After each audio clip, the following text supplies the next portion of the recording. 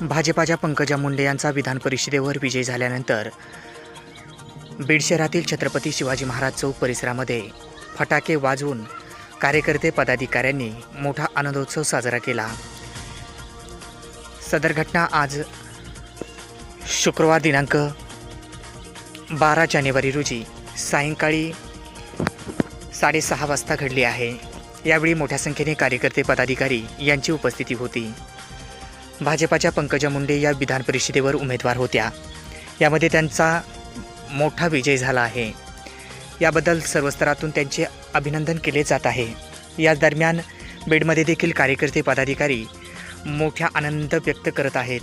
त्यांनी आज सायंकाळी 6:30 वाजण्याच्या दरम्यान बीड शहरातील छत्रपती शिवाजी महाराज चौक परिसरामध्ये फटाके वाजवून मोठा आनंदोत्सव साजरा केला। यावेळी मोठ्या संख्येने भारतीय जनता पार्टी तसेच पंकजा मुंडे समर्थकांची मोठ्या संख्येने उपस्थिती होती।